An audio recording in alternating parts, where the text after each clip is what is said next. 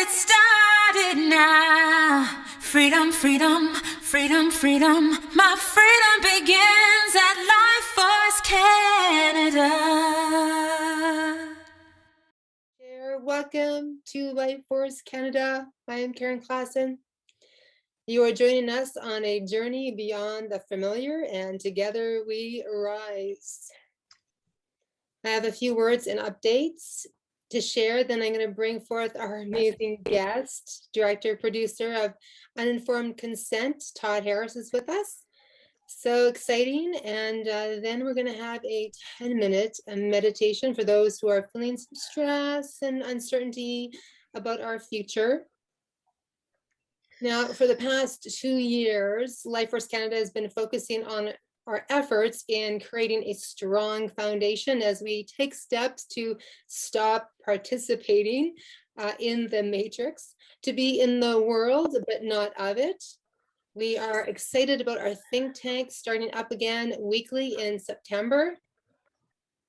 We have our education think tank with Narmajim promoting our Life Force Canada education.ca portal. Many parents and teachers are exiting the public school system, and our directory gives teachers the opportunity to post their offerings.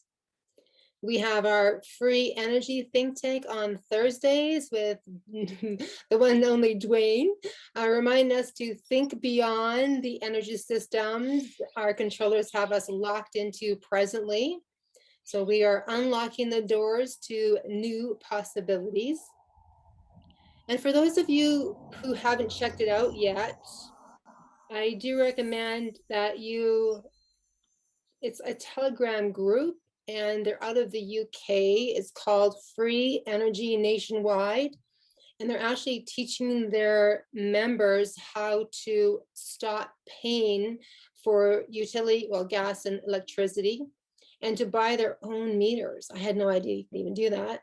They are very successful from what I can see, and might be something that our energy think tank can research.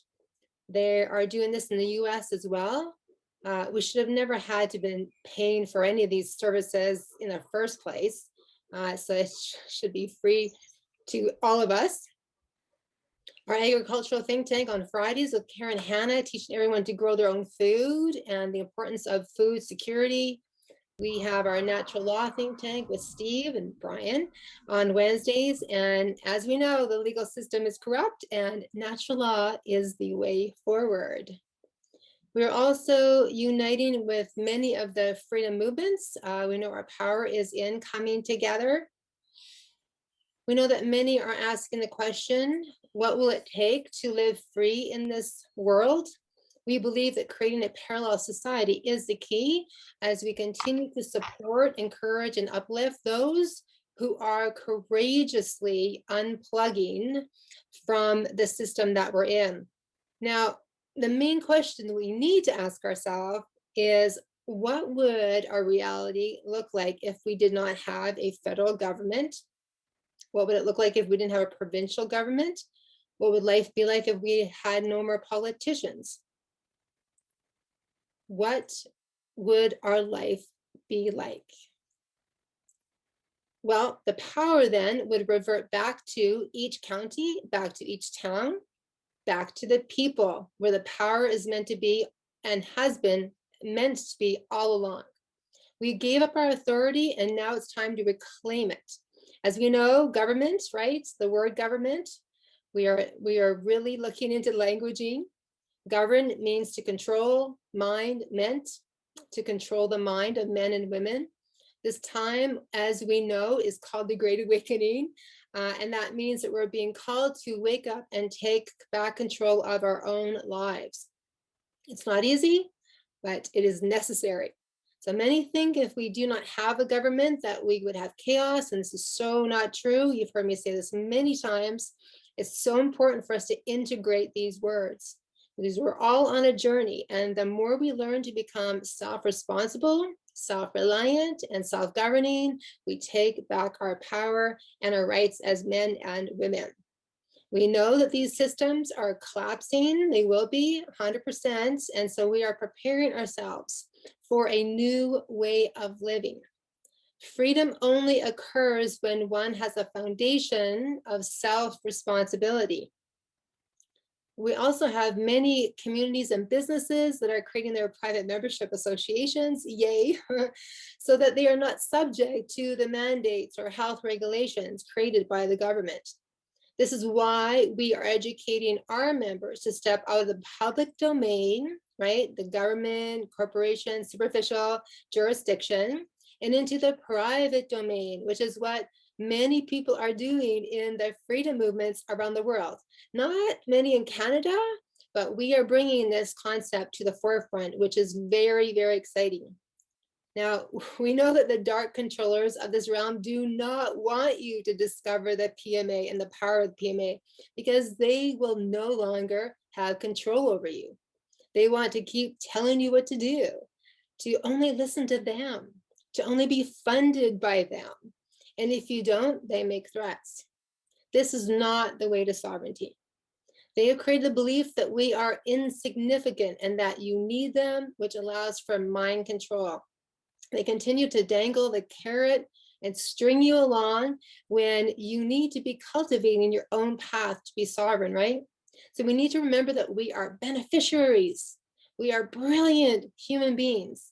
And as we begin to listen to our own inner guidance, right, our own heart, our higher self, then Source will lead the way through this maze.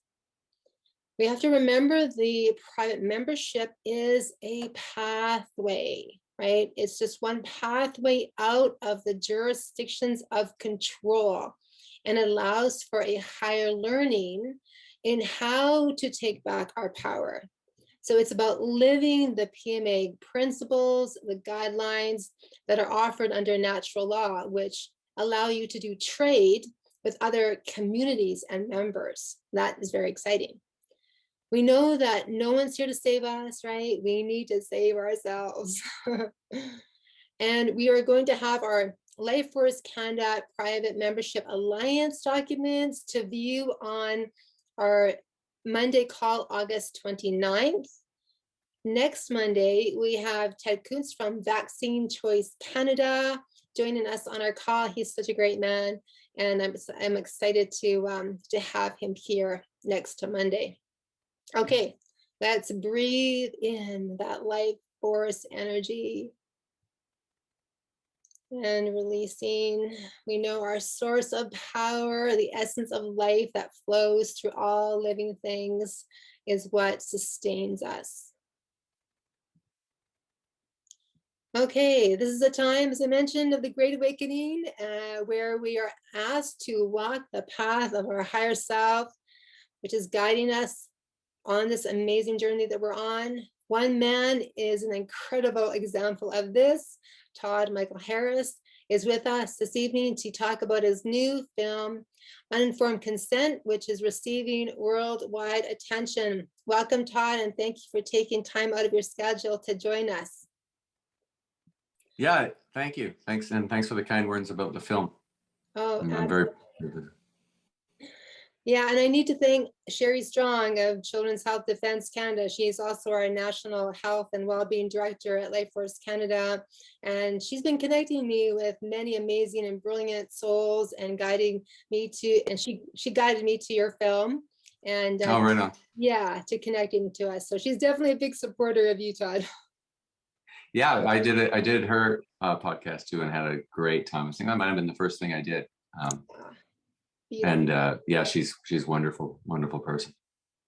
Now, we all know mainstream media is not going to be sharing the truth. So we're really thrilled that you made this commitment in creating this film. I kept thinking, we need a Canadian film producer who creates a truth documentary about what's going on in Canada. And here you are. So first of all, congratulations. I've heard your film has taken off in other countries.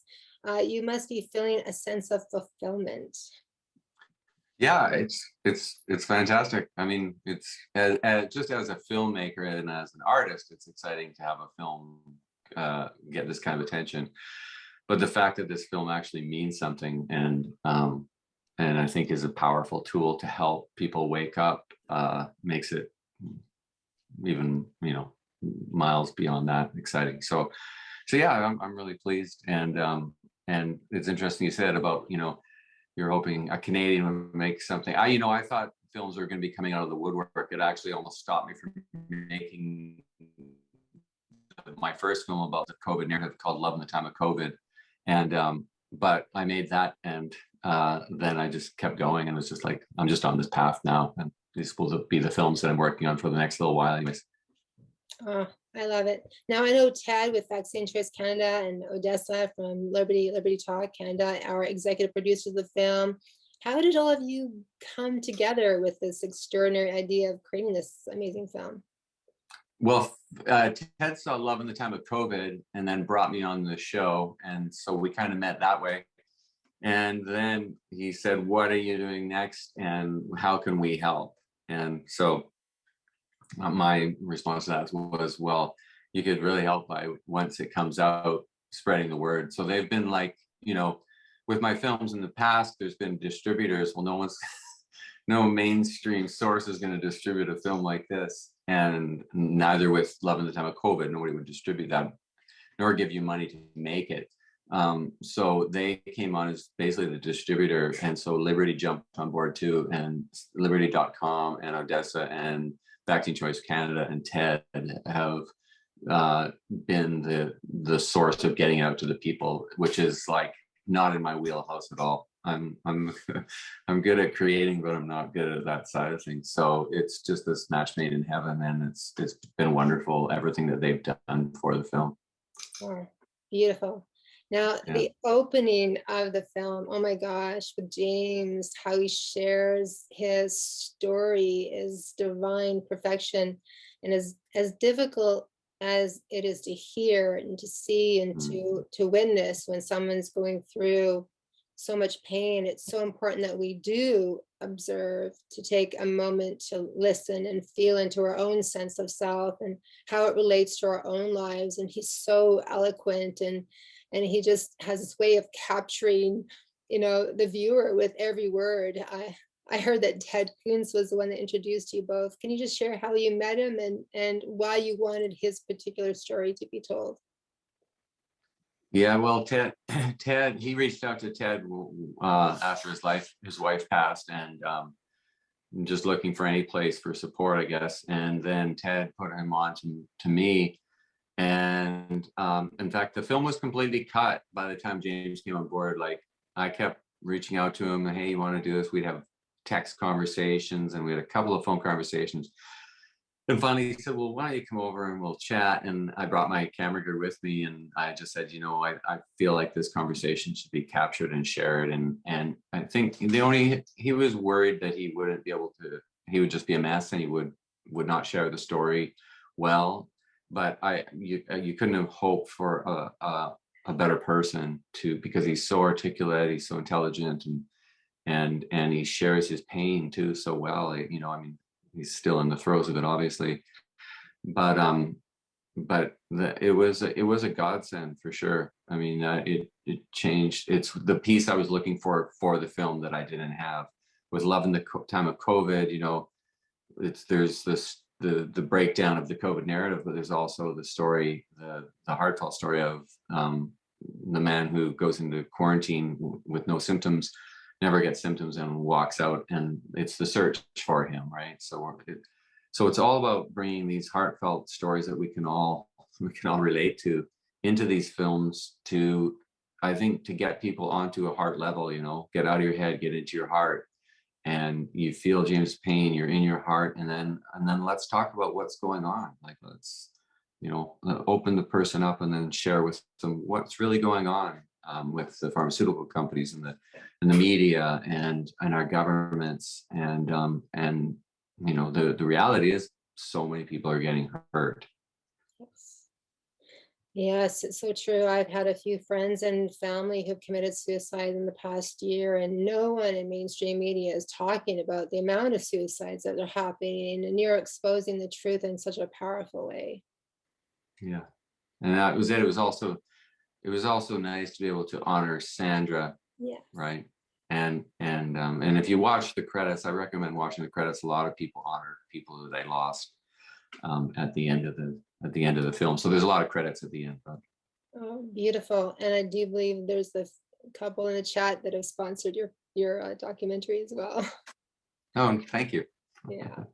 I know you have quite an impressive lineup of experts that you attracted, neuroscientist Dr. Christopher Shaw, sharing about the recent increase in neurological diseases in Canada, and family Yeah. physician, right? Dr. Stephen Malthouse, who's the president of the Canadian Integrative Medicine Association, for those who don't know, and Canada Health Alliance, Dr. Charles Hoff, many, right? Can you share a bit about how, the journey that you took and how these interviews with these doctors came together for you? I know you've interviewed them, a few of them in the Love in the Time of COVID as well, right? Yeah, so when I was sitting there going, I need to make a movie about this, I need to make a film about this, and then the real, if I could nail it down to one thing, it was Dr. Stephen Malthouse's open letter to Bonnie Henry. When he wrote that, I thought, because I'd been looking, where are the doctors? Where are the doctors? Like, I understand what's going on. Where are the doctors? And when Stephen wrote that letter, I was like, I got a doctor. This is awesome. Let's interview him and see where this goes. So I sat down with him. I sent him an email because his email address was on there. I think I sent him an email, and he responded within 5 minutes. And I was like, okay, it's game on. And he was obviously fantastic, and he introduced to meet other people. And I should note that all the people in my film have all lost their jobs. Yeah. Since they've been part of making the films with me, they've all lost their jobs. So crazy. I mean, that's a sacrifice. Yeah. Oh my gosh. You are on fire with your creative genius, and 2 films, I guess, you've done so in the past year. Yeah. So 18 months, 20 months. I put out 2 films, and now I've already begun the next one. Oh, that's so great. Oh my gosh. The title, I just want to speak into the title because it's so perfect, right? We know that the ethical and legal rights to informed consent has been the basis of modern medicine, and yet our government, right, response globally to the COVID-19 was absent in any real informed consent. Did you have a few title ideas, or was Uninformed Consent the one from the very beginning? You just saw it in your meditation? No, honestly, I did Love in the Time of COVID, which was playing off of Love in the Time of Cholera, and then I thought, okay, well, maybe the next one could be Love in the Time, or Vaccines in the Time of COVID, just kind of shifting into that space. And then Ted made a comment. He said, what if it was called, and I forget what he said, but it was like The Lack of Informed Consent or something like that. And then I was like, bam, Uninformed Consent. And I was always a big fan of the Noam Chomsky Manufacturing Consent. That documentary blew my mind, showing how media and government work together to do whatever the heck they want. And so I thought that's divine. That's divine. So that name was Bam On. It was Game On. Yeah, it's a brilliant title. I love it. Now, for Love in the Time of COVID, people can still see that on your website, right? Editorfilms.ca. Correct. Yeah. Okay. Yeah. Yeah, I do recommend anyone check it out there as well. Now, Thanks. Yeah, your film. I mean, that honestly, with that film, I didn't know anybody, and I didn't know anybody in this world really, and I was just kind of going to protests in Victoria with little leaflets that said, the name of my webpage or whatever, so that people could, go check out this film. A good friend of mine, Jacob Cook, came out and actually spoke on behalf of the film at one of the rallies, and there was a lot of people there, maybe 10,000 people there, and he just killed it, and everybody swarmed me to check out the film then. And once that happened, then then Ted came on board, and I knew Liz from Stephen. But I think, when I was making this, I did an interview with Stephen. He'd probably been interviewed by people before, and he was, oh, isn't that nice? There's a local guy who's trying to make a little movie. And so I think everybody was surprised at the quality of it when it came out, and then that began the life of where we're at now. I love it. Which was fun. So what got you? So grassroots, Yeah, it is. Yeah. What got you started in film and producing and directing? What was your inspiration? What was that? What was your inspiration to get you started to say, this is the path I want to be on? I want to be a producer of films. I want to be a filmmaker. Oh, to be a filmmaker? Well, I always loved storytelling. That was like, I just loved storytelling, and I loved taking pictures, and I loved cameras. And my grandfather had a Super 8 camera, and he used to make little films with us. So it was part of my upbringing in that way. He was an insurance salesman, so he never went anywhere with it. But I always really enjoyed it. And then when it got into the digital era and you could actually afford to make films, you could afford the cameras and the nice lenses, and you could get an editing suite and just sit in I mean, I was in heaven. I have so much energy for this kind of work that I knew that's what I should be doing with my life. So it was probably 20 years ago that it stopped being a question of what I should spend my time doing. We're so happy you found your path. Thanks. Me too. Yeah. So getting back to Uninformed Consent. So your film is exceptional, and many in the freedom movement are supporting you and spreading the word, of course. Are you experiencing any opposition, like censorship or backlash from those who are not awake? Well, Loving the Time of COVID was on Vimeo, and on Christmas Day, they blew up my entire channel. And I found out through somebody who had tried to watch it and said, your channel's gone. Wow. I contacted Vimeo. They said, basically, we don't like what you're saying.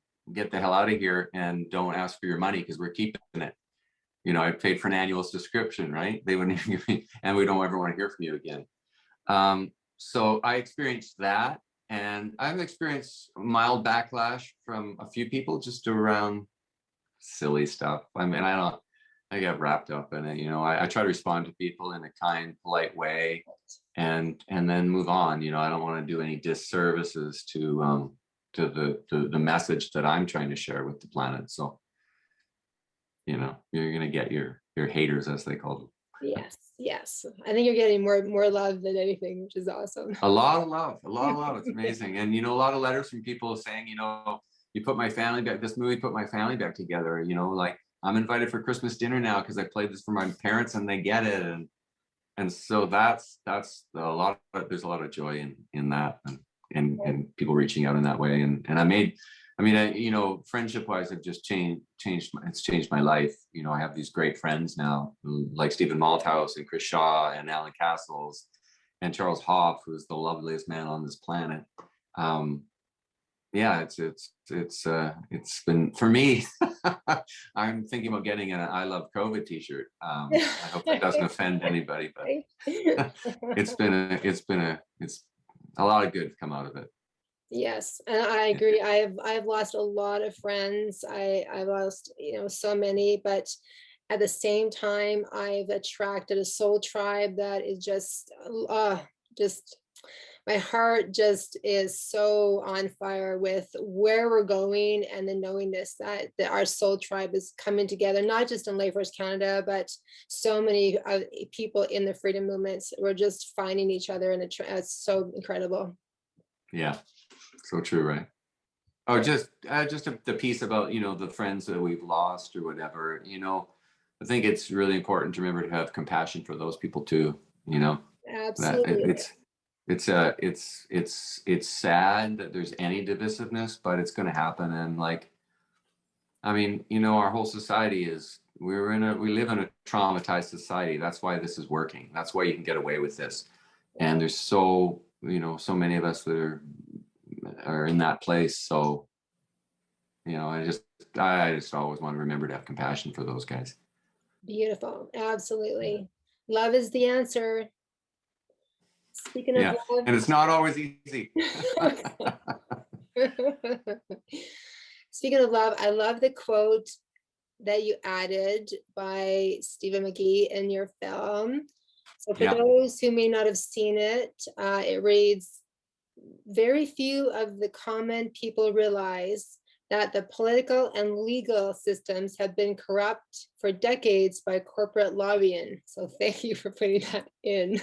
Yeah, so true, right? Yeah, so we at Life Force Canada, we know that our political and legal systems are not going to save us. We have on our website the quote by Buckminster Fuller: "Never try to fix a broken system. Create a new one that makes the old one obsolete."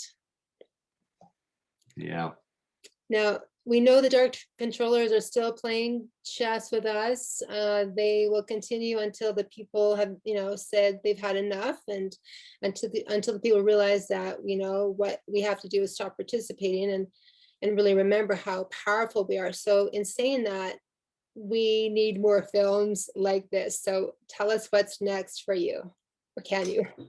Yeah, I can't really. I could surmise. I've just begun interviewing people. Like I just interviewed Omar Sheikh, who is the lawyer who got roped into representing all the people in BC that got forced out of, mandated out of work. Yeah. My wife was one of them. She's a school teacher, and they mandated in her district, so she was mandated out of the job, as well as my brother. Same school. They're both school teachers there. But so I, started with him. Let's see where this takes us. I mean, for me, it's always an exploration. I have an idea of some things I want to talk about. I want to talk about, where allopathic medicine took over and kicked out real, good medicine, nature, healing. Like, I think of medicine, I think of actually something that heals you, and I think that we should be looking to plants, not to Pfizer and pharmaceuticals to heal us. And we know those things don't heal us, right? We know they actually at the end of the day just harm us and keep us sick. And that, I guess I say we know that. Well, you and I probably know that, but many people don't. So I want to get back into the history of where it came from and what is medicine. Like, what do you consider medicine? Because I know what I consider medicine, and that leaves me so many places to go. So I'm sure another 2-part film, and probably a year away. Excellent. Oh my gosh, that is going to be a film that is so necessary. It reminds me, I totally forgot about our health and well-being think tank with Sherry Strong. That is going to be activated in September as well. And I love that you're saying this, because I just bought a book on the power of plants and plant medicine. And it's so true. We definitely have been sold a lie in regards to the weeds out there, right? The weeds, they call them weeds, but that's our medicine. And so I'm so glad that you're going to be creating a film in that regard. In that too, like there's even medicines, very powerful medicines that can help with a traumatized society. The society we live in, there's medicines out there that can help with that too. They've been given a bad name, a lot of them, like ayahuasca and psilocybin and these things. But I think that's starting to come back, and the message around that is starting to change, and we're starting to see the benefits of these plants. So there's that part for addiction and for all these mental health issues we see inside of our society. Merck and Pfizer and these guys, they like to have you on SSRIs because it helps them with their bottom line, but I think we deserve better, and I think that it's all in the plant world. 100%.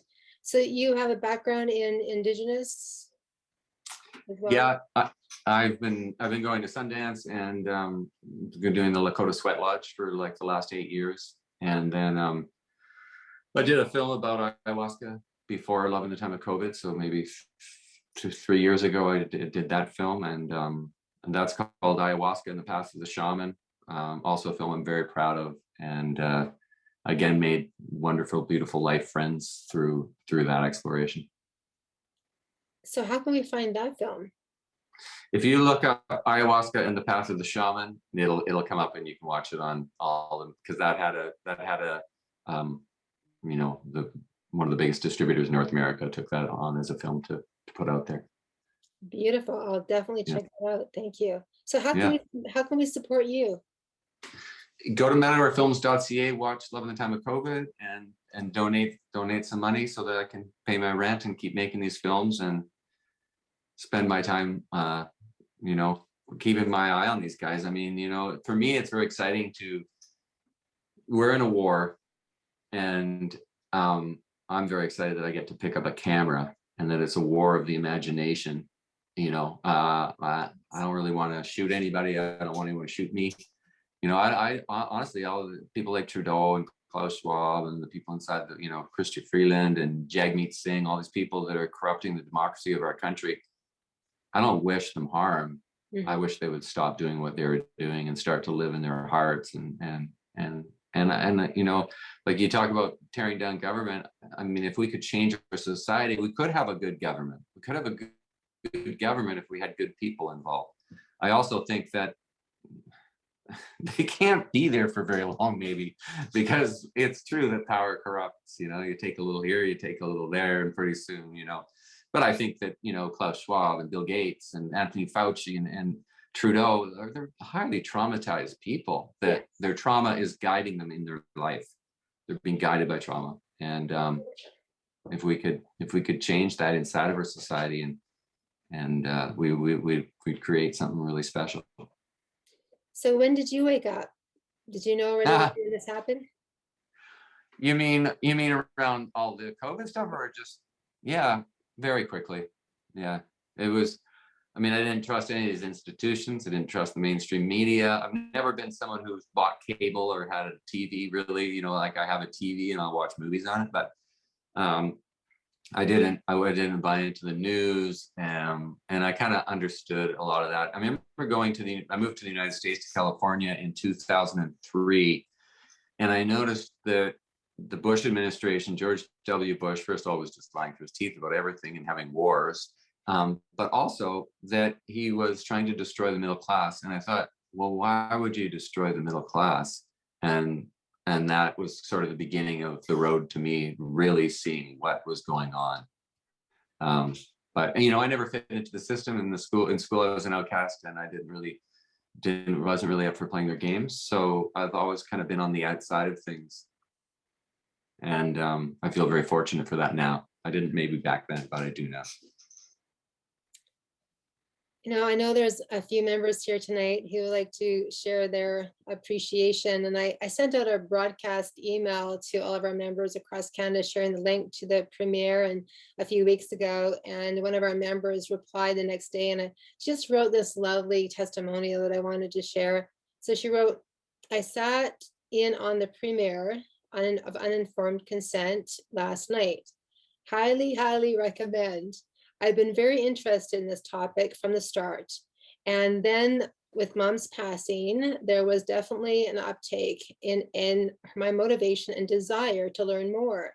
The movie gave me so much hope, even while it was incredibly sobering. It does connect all the dots, and it's done in a way that is empathetic and sympathetic to all humans.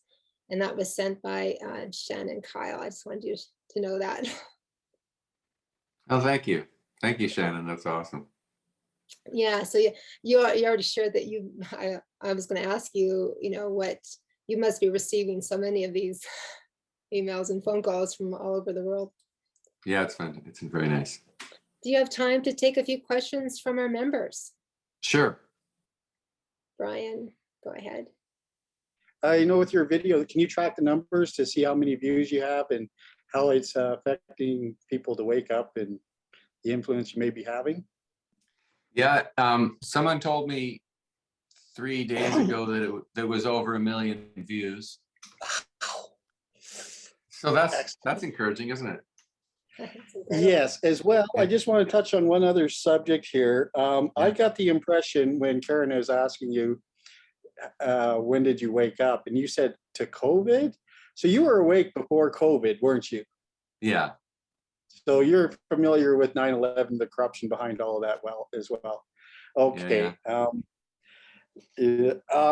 I've been studying that for a long time too. And maybe that might be an avenue you'd go down, or is it too far gone now? Yeah, I'm more interested in staying in the moment and showing how they're weaponizing everything against us, health, racism, all of this, right? So I think it's about staying in the moment. I remember seeing a documentary called Loose Change about that was pretty good. It was like overwhelming with information, but yeah, I probably wouldn't go back to that at this point. Have you seen 9/11? The new Pearl Harbor, that's it. Yeah, the new Pearl Harbor. No, I haven't seen that. I'll drop check the that out. link. It's a 5-hour long documentary. I'll drop the link in chat. Thank you for Thanks. your answering my questions. Thanks, Brian. Thank you, Brian. Sandra, go ahead. Hi, Todd. Congratulations on the success of the film. I host the media think tank on Saturdays for Lifeforce Canada, and we have started something called the Book Club, where we either read books or we have watched previous documentaries. So it sounds, judging by the chat, a lot of people here have already viewed the film, but for anybody that hasn't seen it yet and wants to join the watch party, we'll maybe try and set one up in September, so we'll try and get more eyes. I was really curious about your focus of your work. Having worked in media previously, I know that the funding model is very specific, and you kind of alluded to that in one of the other questions or answers to the question. How have you managed to make your career? Have you had to adapt to a specific funding model? Are you always doing it as you go along, depending on the project? Are there new things that are making it possible for you to do the type of work that you do? As you mentioned, you don't get regular funding through the regular sources or distribution. So. Yeah, I know, like, in the past, I'm a member of the Canada Council of the Arts, so I could go there. I'm also, there's a list of people that are interested in funding films, but nobody couldn't really find anyone to fund these films. So it was, I actually quit a good paying job making a film because I just had to focus on this, and it was just screaming out in my head, and I just had to get it out. And it was the greatest thing I ever did. And I'm kind of, ever since I started walking the red road and the path of Lakota, I just trust in Creator that I'll be able to feed my family, and that's what's happened, and it's been mostly donations at this point. And the ratio is not good. It's like less than 1% of people donate, but I'm still going. And Odessa and VCC helped me out, and yeah, I feel like just trust and it'll come, because yeah, Netflix doesn't want to fund this film, and the distributor of my previous films don't want to distribute it. So Right. I think I recall from the credits that you did all of the work yourself: camera, editing, writing, everything.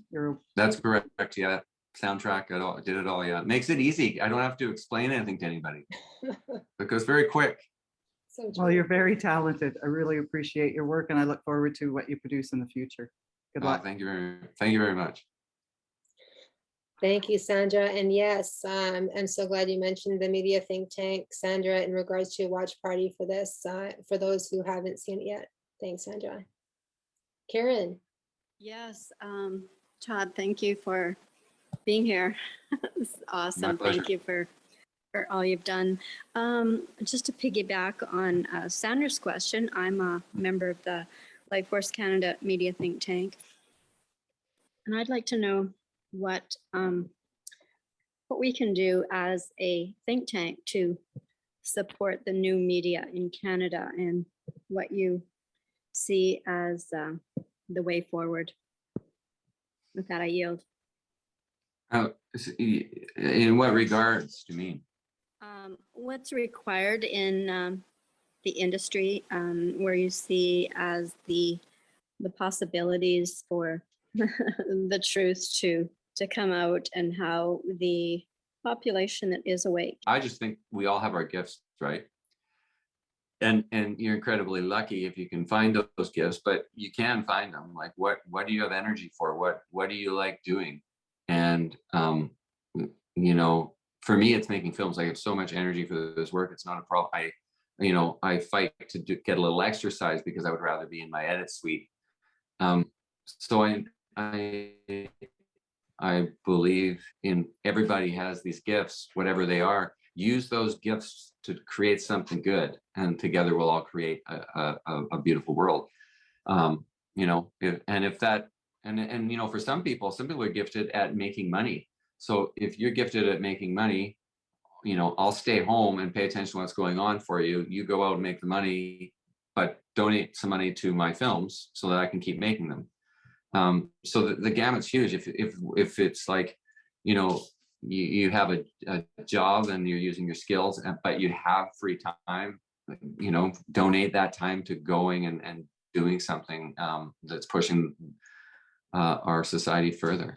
So I hope I've answered that question properly. Thank you, Karen. Thank you. Great question.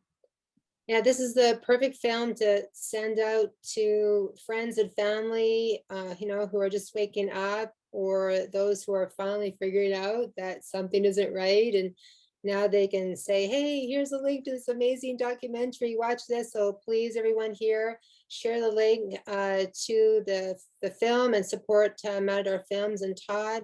We're so grateful to you, Todd. I know you have to go. Thank you for following your soul purpose. We look forward to your next creative and truth-seeking endeavor. Thank you very much. Thanks for having me on, and thanks for everything you guys are doing. Amazing. Thank you. Thank you. Yay. Bye. Okay, we're just going to go into open forum. Okay. Yeah, thank you everyone for sharing your beautiful comments for Todd to see about the film. Was there one thing here that someone can share in regards to what they liked about the film? Brian, go ahead.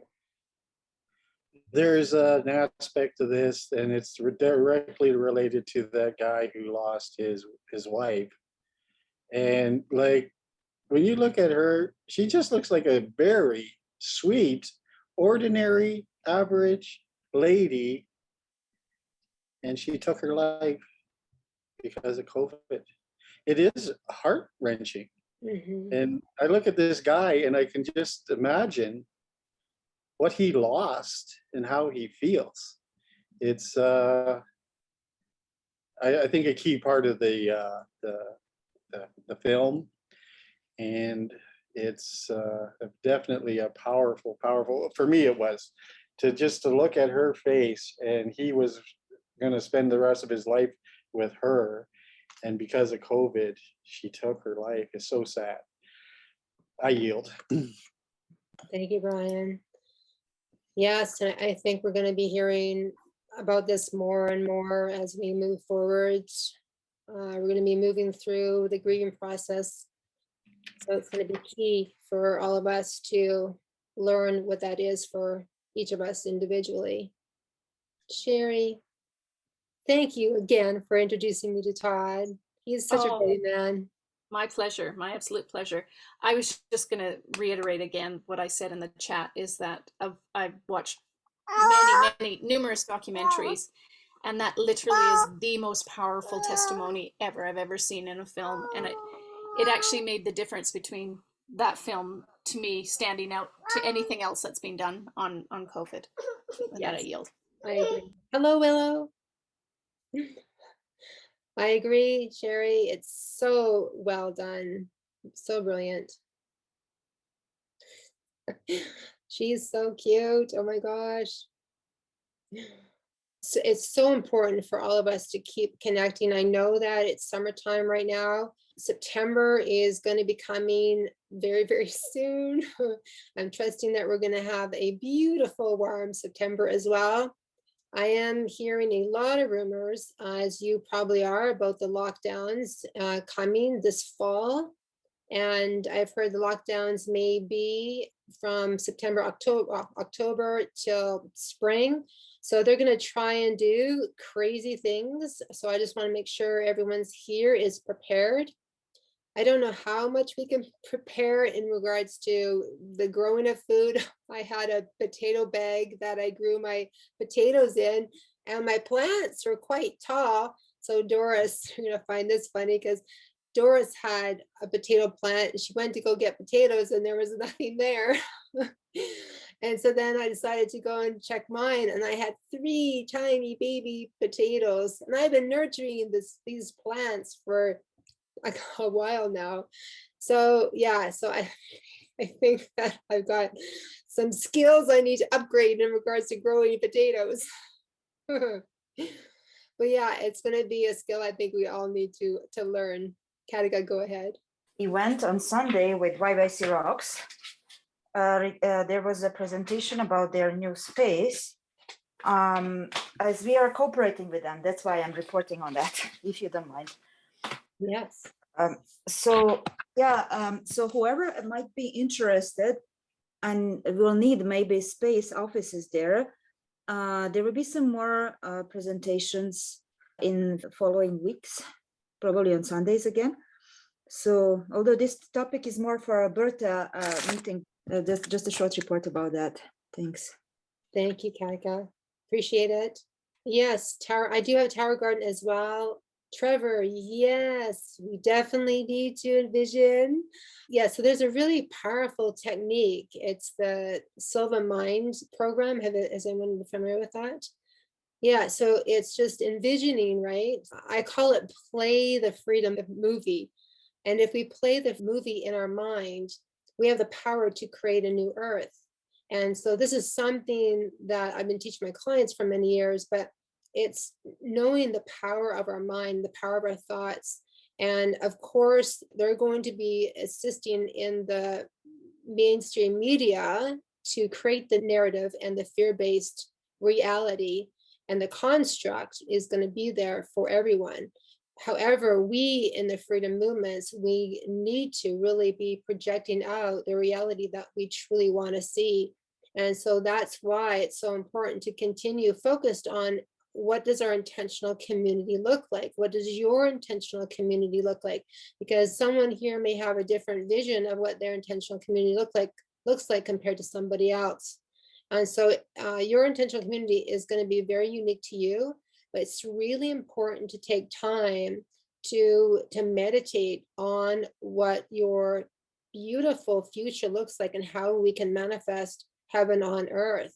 And remember, meditation is really the practice of thinking things through. That's what meditation is about, thinking things through. So when you're in meditation and you learn higher skill sets in regards to meditation and in allowing for the imagination, even Todd brought that up, right? The power of the imagination. And so we need to really be tuning in to our own images that we have within our own mind. And if we can't see anything, it's okay. It's just allowing for those new images of seeing ourselves laughing, right? Seeing ourselves, eating great food, seeing ourselves dancing, seeing ourselves uniting, freedom, right? The feelings of peace, the feeling of whatever that is for you. And so it's going to be really, really important that we continue that process. And I wanted to share in regards to, I did share this on the Alberta call, but I can't remember if I've shared it here on the Canada call. Let me just see here. How many of you are collecting seeds? I know there's Wild Rose Heritage Seeds, and they're a Canadian company. There is a lot of items, vegetable seeds, that are now sold out. So if you are wanting to collect seeds, I highly recommend you go buy them now. There's quite a few that are, it's just that sold out. There's West Coast seeds, right? As well. That's going to be really important. Simon, do you want to give us an update in regards to your school in Ontario? Sure, I'd be happy to give you an update. I wanted to, share that there's going to be a second location opening in Burlington. I've grouped together with a team in Burlington, so we're opening another location, and our school is continuing to do well and essentially fill up for September. So things are moving along, and we're networking with all kinds of other schools and groups and homeschoolers and pods, and so there's some great things happening, and a charity taking shape, and an economics group that's part of Halton United that's going to start funding different businesses and projects and schools and initiatives. So there's a lot of great things happening here. So where's your second location? It's in Burlington. It's on there's a Latvian church that's going to be renting out their space. It's over 40 acres of land. It's got a swimming pool, a splash pad, basketball courts, volleyball courts, old school playground equipment like a hamster wheel and these giant swings, and soccer fields, and like a ravine and outdoor stages, and just a really amazing space. So we got super lucky with that, and that school's beginning to fill up. So there's there's a lot of movement, a lot of momentum building here. We love momentum. This is exciting. Congratulations. Thank you. Yeah, Sidrabine Latvian community. Excellent. Thank you for sharing, Simon. LJ, I'd love for you to share an update from BC, and if you and Ray want to share about the bridge, that would be awesome. Great, thank you. Yes, Ray is coming on the call on Wednesday, our regular 7 o'clock call, and we're going to be talking about the bridge. We are gathering communities of groups of people who are interested in moving forward with the bridge. And of course, we have our calls on Wednesday morning about integrating multiple aspects into the bridge, like PMA and all those other components. And so I'm quite excited. And in fact, I got talking to someone yesterday, and I'm off to Salt Spring Island on Friday because they have a group there that want to hear about the bridge and about PMAs. So yay. Yeah. And I think that we'll hopefully get a few more folks coming out. I know that summer's been a really tough time, but those that come are really energetic and moving forward. So, it's not always about numbers. It's really about the energy that they put into the call. And we're very blessed that those that are coming are very, very committed to really creating communities that are supportive. So for that, we're very blessed in that regard.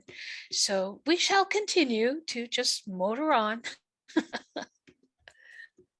It's so true, LJ. It's not about the quantity, it's about the quality.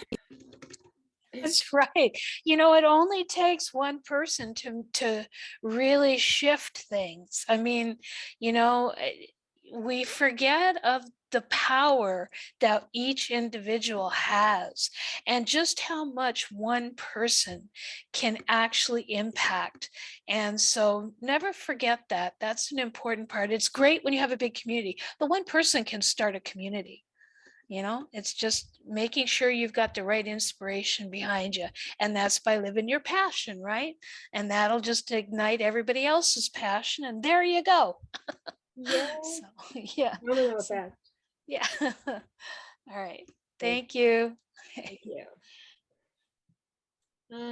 So, Jacqueline, so in regards to special skills, so Roman is actually going to be offering a training on our Tuesday call. So once everyone has their ham radios, he's going to be offering that. So what I'm going to do is I'm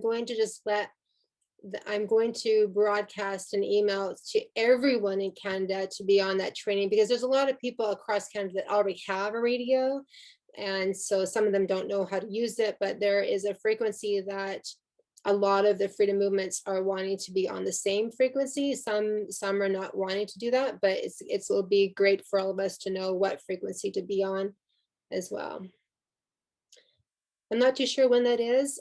So he's getting these radios shipped over. So I do believe it probably the end of September, but I will definitely send out in the newsletter. I'll send out all the information in the newsletter so anybody can be on that call. You're welcome. Oh, you can just send me, if you want a ham radio, just send me an email. Here, I'll just put my email.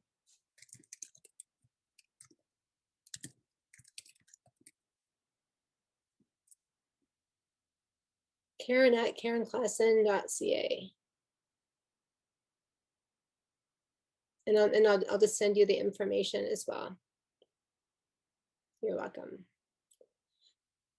Okay, just making sure that we stay in our power, we stay true to our heart, and we keep doing what's right in front of us.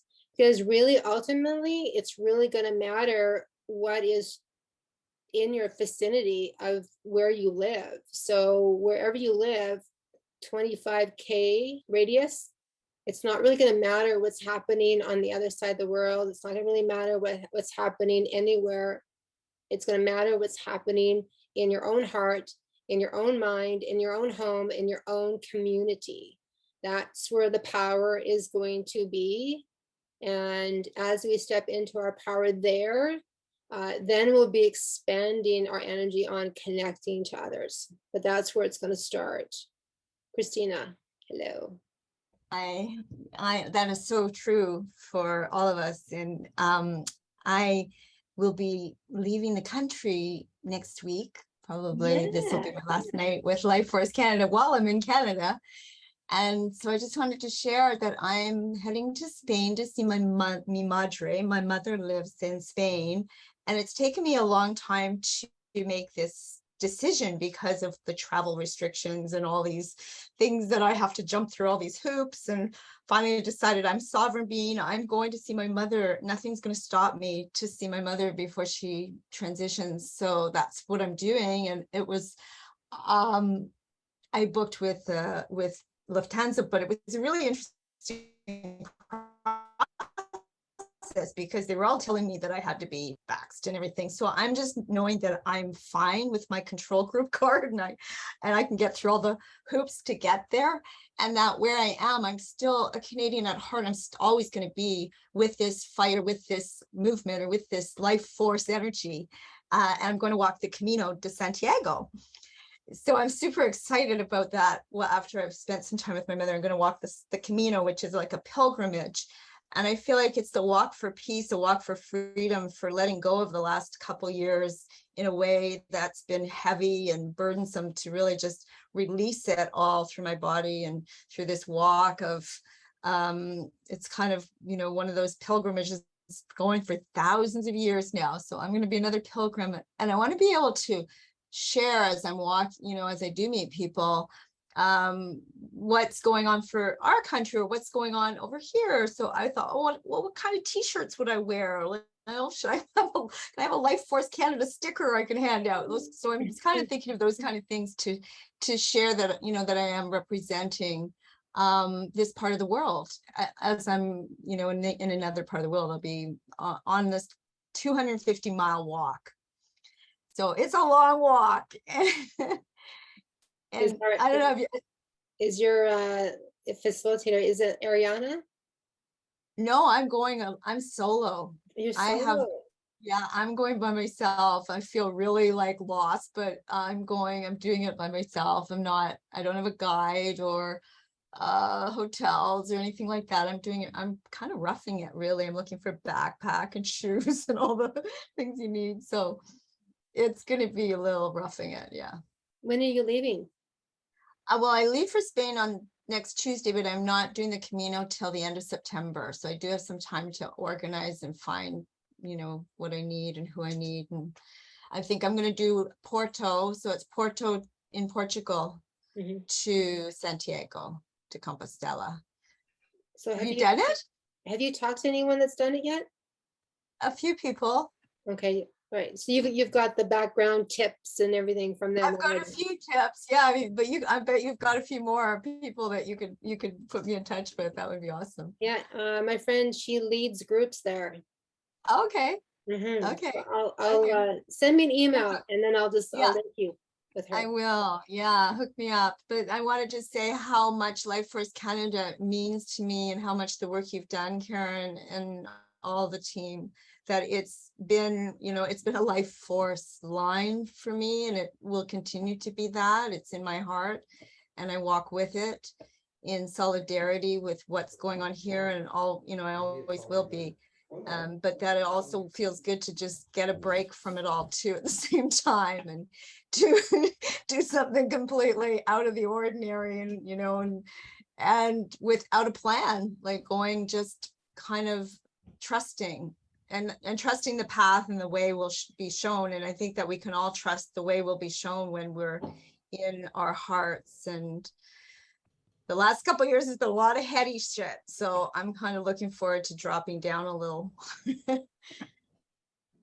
And yeah, so I want to really thank you. I'm so grateful for all you do. And LJ has been amazing with the Life First Canada, British Columbia. I'm so part of that too. So I take you all with me, and I might tune in if I can. Well, from Spain, I'll come on a call and share what's going on.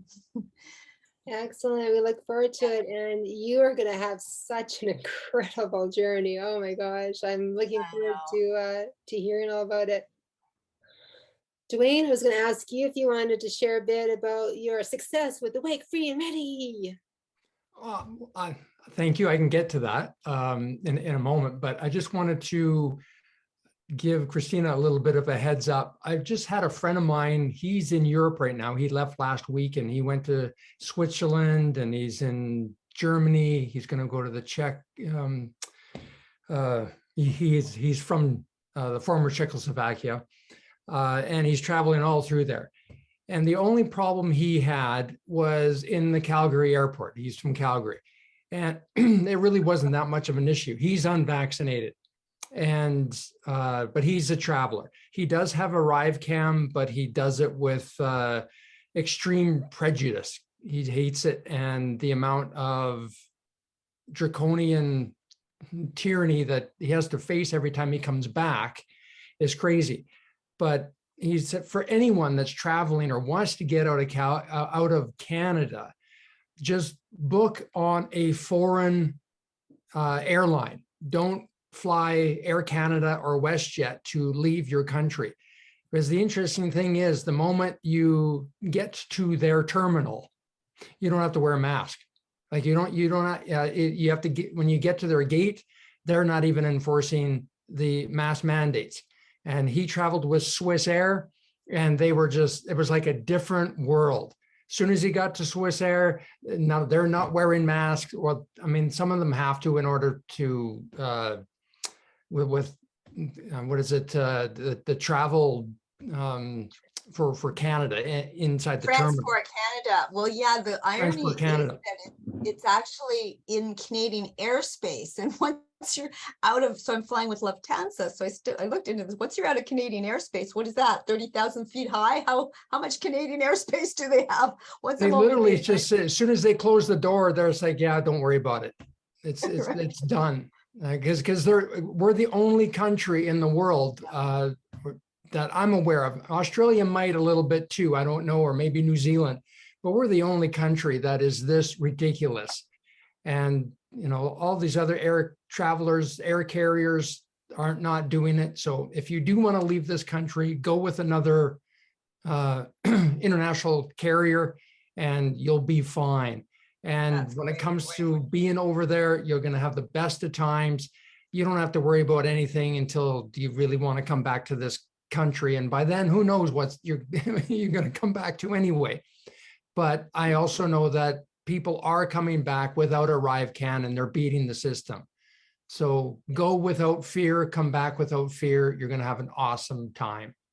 Thank you. I'm so blessed. And just before I go, yeah, a new Awake, Free, and Ready video just went up, and it's called Leveled Cities. So if you ever want to know about what happened in World War II or every war that we've ever been involved, it'll change your perspective and possibly a new way of thinking about our old world and why they leveled the cities to the degree that they did. And they didn't have to. And it was because they were erasing the old world, because they knew that people were waking up. People were waking up way too fast. And they were starting to ask questions around the end of the 19th century and into the 20th century, and questions that could not be answered. So they had to get rid of the evidence, and they did it very, very well. Anyway, it's up on Awake, Free, and Ready, and it is Leveled Cities. And then you have one on Tartaria, which is the stolen history, and you got 5,000 views already, right? Over 5,000? 5,600 views, yeah. So yeah, it's people it's are wanting exciting. to know more about Tartaria and the mud floods and flat earth, you name it. Thank you, Karen. Thank you, Dwayne. Awesome work, Dwayne. Okay, can you put the link in the chat, Dwayne? There's a few people that asked. Yeah, Mark. Yeah, leaving Canada isn't the problem, returning is. So I saw someone on Facebook.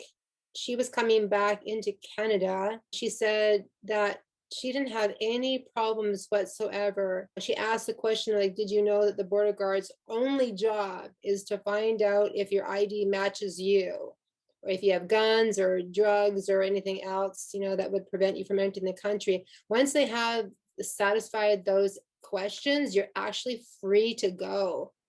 So people don't realize that's all their only job at the border is.